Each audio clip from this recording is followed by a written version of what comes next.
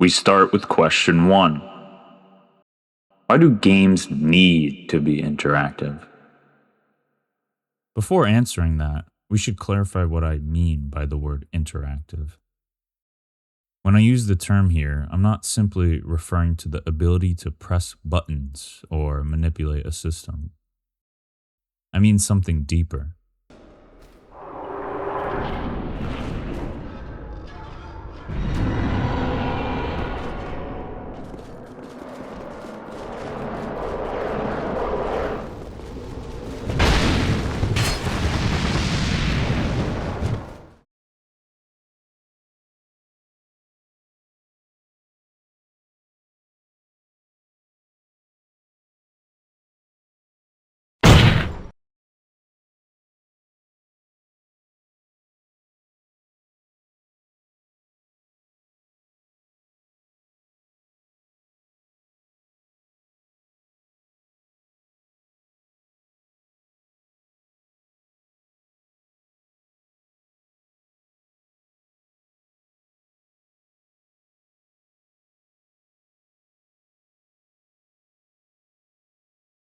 Interactivity in this context is the opportunity for someone to grow, to encounter an idea and also be given the means to engage with it, allowing the player to develop their own perspective in response. When you develop something, you will naturally feel the weight of its value. You've invested time, thought, and emotion into it, and you've grown because of that process. But pause for a second to think pragmatically. What would a complete stranger see? Take my own work as an example. I created this framework, this ideology, the art of conversation, and it's incredibly valuable to me because I've invested so much into it. But for you, someone who didn't go through that journey, it might as well just be worthless. Unless something bridges that gap, no meaning shall transfer. But fear not me. Things do not end there, because what is the purpose or power of interactivity again? Yes. Interactivity isn't about shoving answers down people's throats. Interactivity is about giving them the means, the tools, the paths to realize some value for themselves, inspire them, and ideally surpass us with new answers of their own. That's the beauty of it. To demonstrate the value between promoting interaction and neglecting it, let's recall the earlier fish example. In this hypothetical scenario, where I gave you the choice of a single fish or the ability to learn how to fish, which of the two options presents more potential? I feel like it should be obvious that the skill far exceeds that of a single fish. Yet maybe it's not. While the single fish is a defined value, the skill and that growth yield the potential for hundreds or even thousands of fish. Video games are peculiar in that sense because, like a single fish, they are a consumable. A consumable refers to something that is intended to be used up, admired, and then discarded after serving its purpose. But unlike a fish, video games can also offer this idea of growth. Imagine it like a fish that also teaches you how to catch other fish after eating that one fish. Best of both worlds, right? But maybe as a developer, you don't value the growth of your players. Maybe you don't care if they take away some meaning from your game or not. Maybe you just want to feed them that one fish and vanish. Certainly, this is an option.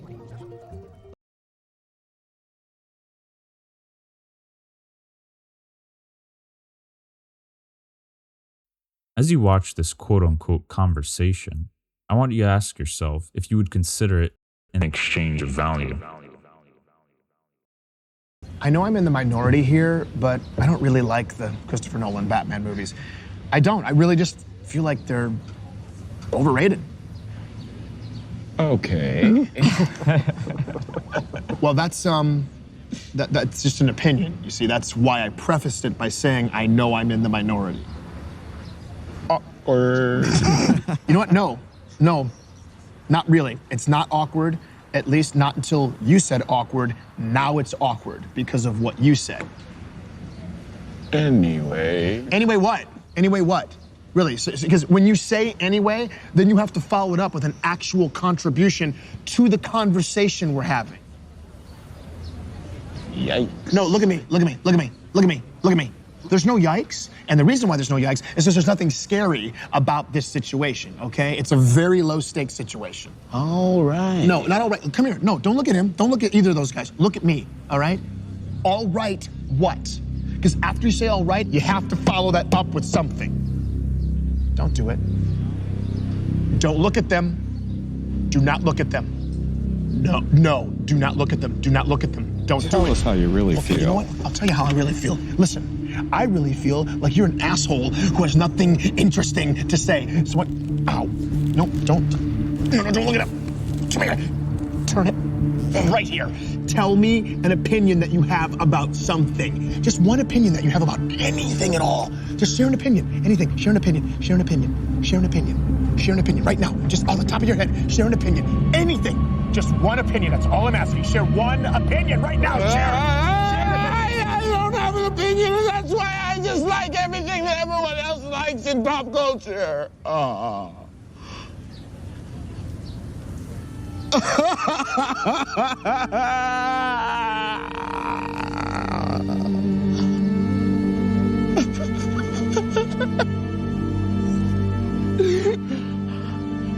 Don't look at me. Don't look at me. So, what do we think? This is actually an interesting video to analyze for a myriad of reasons, but let's focus on extracting why it's relevant to us. Earlier, I said to imagine video games as conversations. In this example, we have Keegan Key as a catalyst presenting subject matter to Jordan Peele, his quote-unquote player.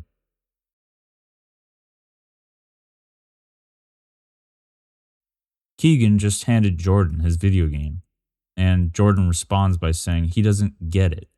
He shuts it down, or did he even start to play at all? Nonetheless, the game is over, perhaps even before it started. In the skit, there's no real exchange happening.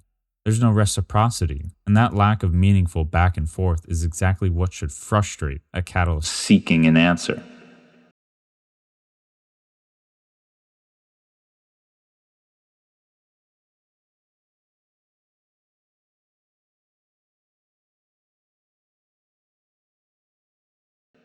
Of course, it's satire, so the moment is exaggerated. But we've all experienced something like it, which is what makes the clip so painfully relatable. While watching this casually, we might laugh at it, but the disconnect between these two humans is quite common nowadays. So my next question is, Who's at fault? this might be contentious, but I don't think the blame falls to Jordan. If Keegan's goal, objective, or intention was for his game to be something of substance, or more than the sum of its parts, then from his perspective, ultimately he, the catalyst, failed. As I hinted earlier, Key sought an answer, but he was unable to receive one.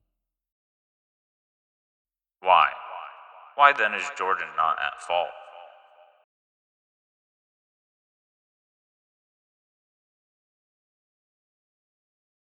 Well, this leads us to what I call The vacuous environment paradox.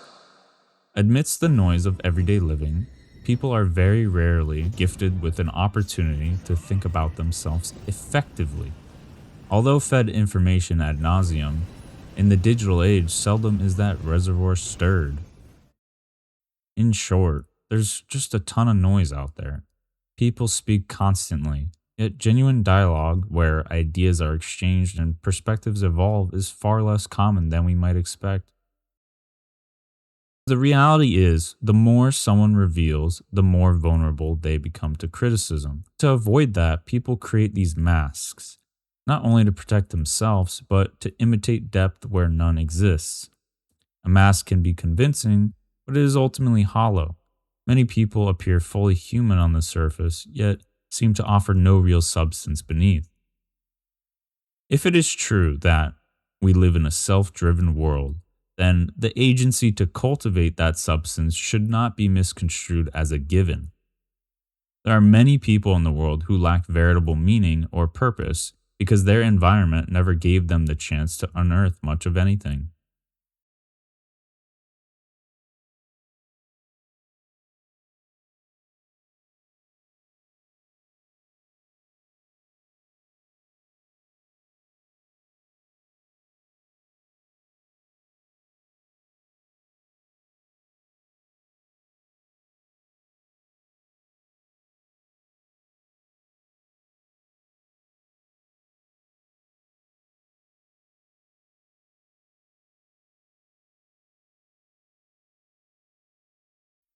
So before we even start to try exchanging value, the catalyst is already at a disadvantage, so to speak. They have to work to remove this mask that most are wearing. Because here's the irony. I think everyone does, in fact, have their own unique answer to give. It just might not seem like it, because genuine reactions are irregular. This is why I believe games can be the ultimate form of interactive media. They not only thrive upon, but require input. A game can offer a direction, an opportunity for people to grow, and in doing so, provide someone with the inspiration to imagine, to figure out what is missing, what should fill in all those blanks inside themselves.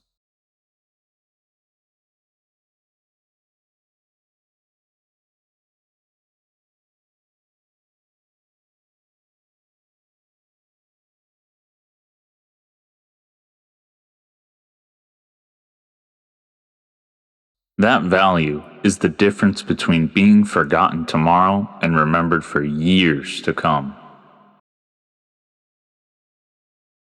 I mean, seriously, it's amazing how quickly most things are forgotten.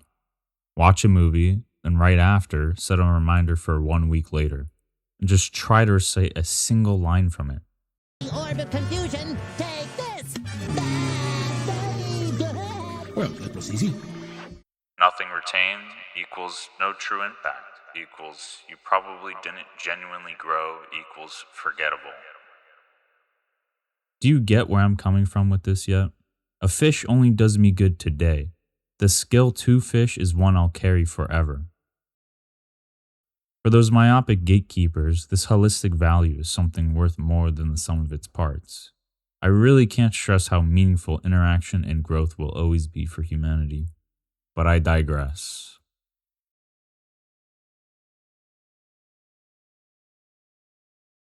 My point is as plain as this.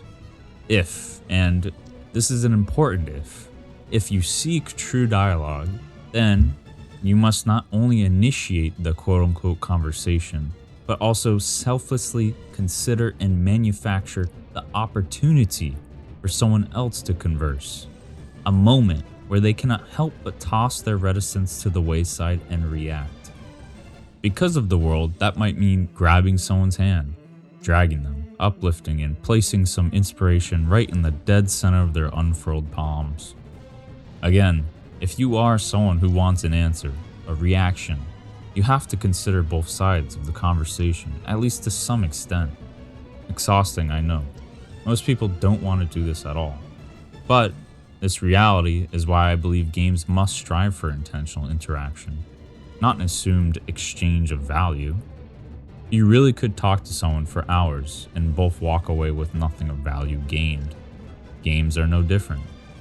Simple as it may seem, the paradox of our vacuous environment is precisely what narrative design resolves. Narrative designers create a sense of quote-unquote dialogue between ourselves, each other, and by extension, the players.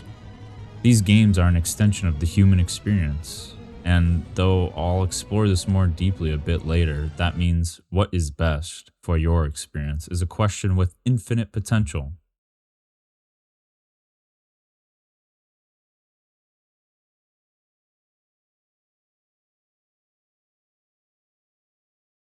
Ultimately, I think what's important is asking yourself, what are you doing extra to help elevate your players, to help them see what you see?